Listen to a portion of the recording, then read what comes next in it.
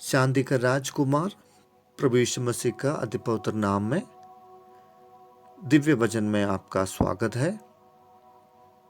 दूसरा कुरिन्थी 7 अध्याय 5वां और 6वां आयत। जब हम मकदूनिया में आए तब भी हमारे शरीर को चैन नहीं मिला, परंतु हम चारों ओर से क्लेश पाते थे। बाहर लड़ाइयां थी, भीतर भयंकर बातें थी, तो भी दोनों को शांति देने वाला परमेश्वर ने तीतुस के आने से हमको शांति दी।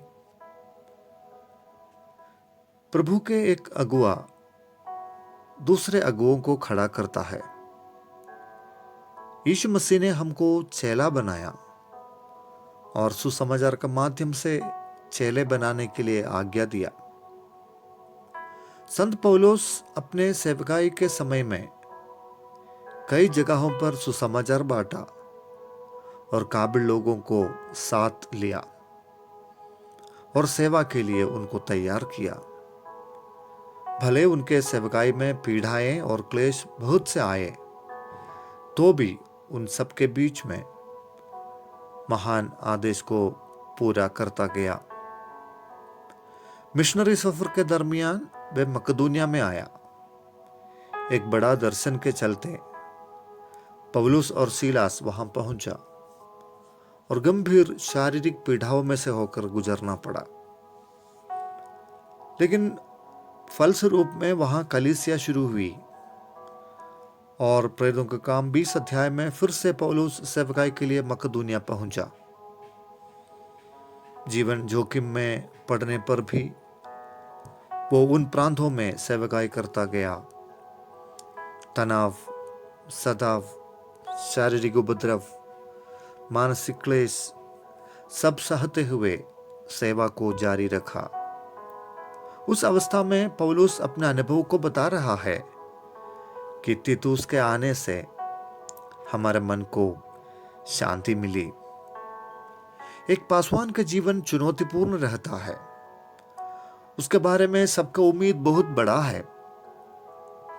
कई बार प्रभु के सेवकों के जीवन में क्या क्या मुश्किलें हैं वो कम लोग जानते हैं।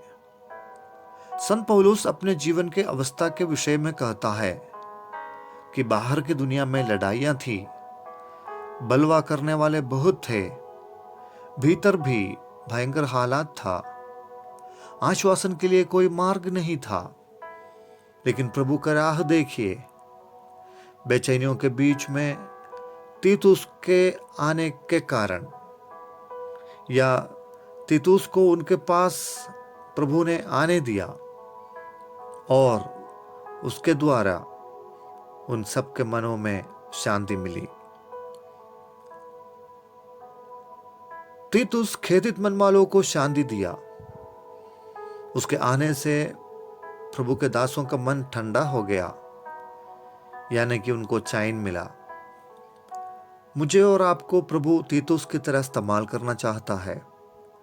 जहां लोग क्लेश सहते हैं, संकट को सह रहा है, उस स्थानों पर प्रभु का प्रेम और आनंद लाकर सबके मन को उत्साह और उत्तेजना देने वाला तीतुस आज का जरूरत है। लेकिन आजकल का तीतुस अपने स्वामी से भी बढ़कर स्थान और अधिकार को चाहने वाला है। कुर्सी, अधिकार, मुख्य स्थान, यह सब उनके प्राथमिकता बना है। तीतुस का सेवा, संगति, प्रार्थना, उसका उपस्थित रहना उनसे जुड़े रहने वालों के लिए आशीष का कारण था। किसी का मन को ठंडा करना और खुशी का कारण बनना सबसे संभव नहीं है। उसके लिए विशेष रूप से अनुग्रह चाहिए। हमारी प्रार्थनाएं, हमारी सेवा, हमारी आवाज, हमारी मदद बहुतों के मन को ठंडा करने पाए। आप अपने कलीसिया में, अपने समाज में एक तीतुस से कम नहीं हैं।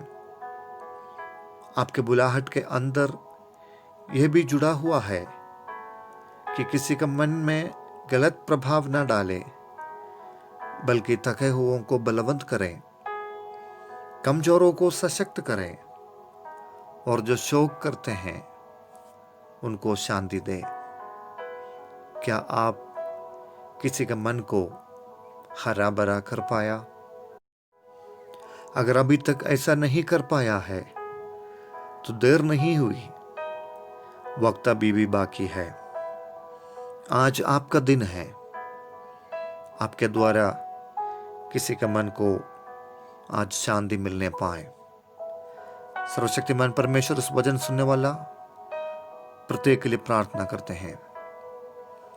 प्रभु, हम सबको आप तीतुस के तरह इस्तेमाल करें, ताकि जहां हम जाएं वहां लोगों के मन में शांति दे पाए, लोगों के मन को चैन देने पाए